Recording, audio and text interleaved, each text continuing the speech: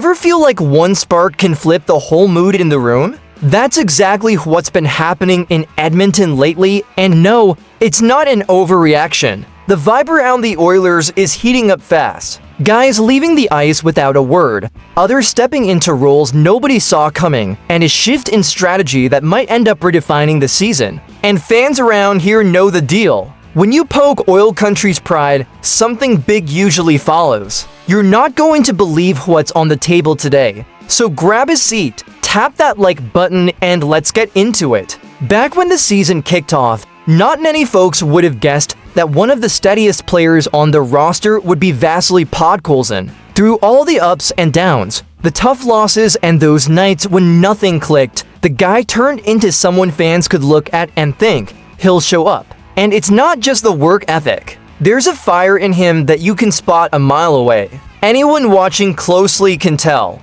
Maybe it's how he plays every shift like it's his shot to stay in the league, or how he fights for every inch in front of the opposing net. Podkolzin doesn't chase status, he chases respect. What makes this jump even more impressive is that none of it happened out of nowhere. Over the offseason, he worked with Nedlikasevich, a skills coach known for turning good players into confident wrecking balls. And the results are obvious. His puck control, his reads, that willingness to try something bold, it all jumped. That extra hesitation he used to have, the moments where he'd miss the window to finish, gone. Now he handles the puck like he owns it. He cuts in, he pushes plays, he takes chances. And when he buried that clutch goal against the Florida Panthers, no one on the ice second-guessed it. That was the right guy at the right moment. But what's grabbing even more attention is the quiet influence he's having in the room. On paper, he's sitting at 9 points,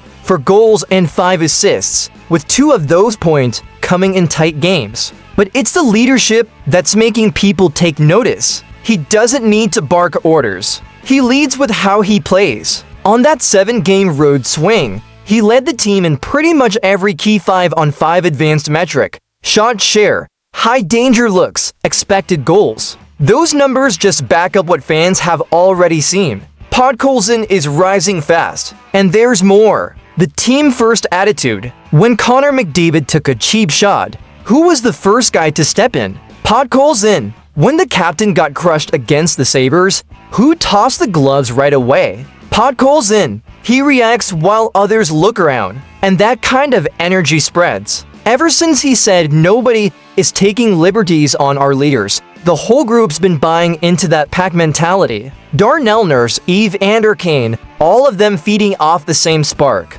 Lukasevich says this whole transformation comes from a story built on grit. Podkolzin's been through highs and lows, got traded, battled in the all, lost his father, and every scar turned into fuel. Now he wears a confidence like armor, a mix of maturity and pure competitive edge. And the scary part is, he's not even at his ceiling yet. If he's on pace for 31 points, no one around here would be shocked if he beats it. Maybe the most exciting thing is that the Oilers didn't just find a physical winger in Podkolzin. They found a new voice on the ice, someone who sets the pace and forces respect. Someone who plays the way this city lives, with grit and loyalty driving the whole thing. And speaking of worry, fans here know the feeling of glancing behind their own net and hoping tonight won't be another defensive meltdown. But at some point reality hits, and it's loud. The Oilers have a goalie problem, and it's not getting quieter.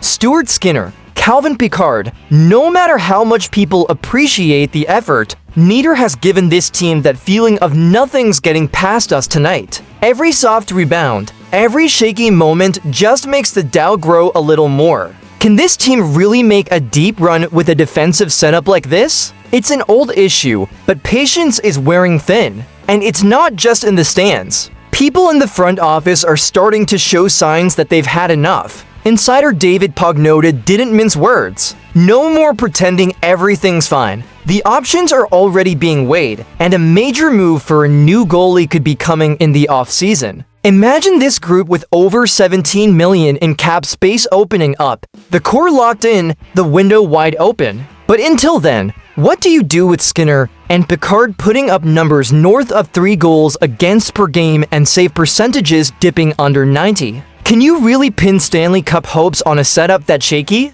Fans are split like always, hope on one side and frustration on the other. On forums, at the bar, in group chats, you'll see jokes about the goal fest against us and memes about a Boulder being more effective in net. But it's in people's faces after another bad rebound turns into a nightmare that the truth really shows. A high-powered, aggressive team can't keep covering for defensive leaks this big. Anyone who's watched this team collapse late in the playoffs knows how fast everything crumbles without a goalie who can steal a game. And that leads to the question everyone's waiting on.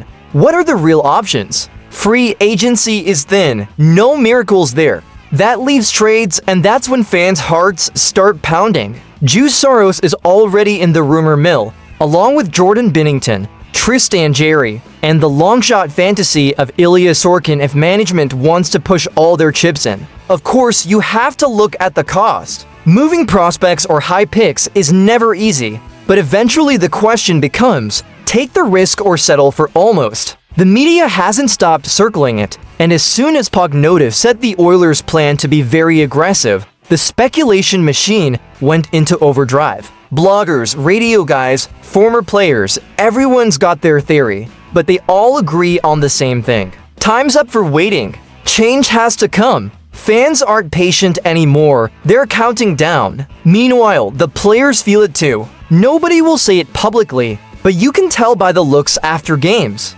Another rebound like that? This is decision time. The front office either ends this cycle or we keep living with the fear of looking back at our own net. And believe it or not, that wasn't even the wildest story of the day, because one more twist in the lineup hit fans right in the emotions. You know that rare moment when fans feel like they're watching something new being born right in front of them? That's exactly what happened when Connor Clattenburg stepped onto the ice wearing Oilers colors. No one expected much. A 20-year-old rookie called up just to plug holes in a lineup bruised by injuries, barely expected to see the ice. But the kid didn't read the script. In under 6 minutes, he won the whole city over by proving heart and gut still matter more than time on ice. From the first shift, you could tell he wasn't out there to hide. He battled for the puck like he's been here for years, skated hard every second, and in one moment that got the whole bench on its feet, he rushed in, fired a shot, and nearly scored. It was just a glimpse, but enough to make the crowd at Rogers Place gasp. That mix of surprise and excitement, followed by the thought, this kid's got something. Maybe it was instinct, maybe adrenaline, but Clattenburg showed he understands the Oilers' DNA, that fire to make a mark, to defend the crest even if he's only here for a night. But the real moment came when the game was already sitting at 6-3. Andrew Mangiapane was getting shoved around and surrounded, and what did Clattenburg do? He jumped right in, grabbed AJ Greer, a tough customer for the Panthers, yanked his helmet off and sent a message loud and clear. Nobody touches an Oiler without answering for it. The ice turned into chaos and the crowd roared like someone had just scored. Because in that moment, the kid captured what Edmonton's all about. Protect your own, no matter the cost. Local media didn't hold back either. Kurt Leavins called it an outstanding debut, saying he created real chances and showed grit in every scrum. Jason Strudwick compared his spirit to Corey Perry, the kind of guy who thrives on chaos. Alan Mitchell pointed out his agitator instinct, and Rob Brown said he gave exactly the kind of effort the Oilers needed from someone willing to get dirty. Those are big words, and in a dressing room full of established names, they land hard.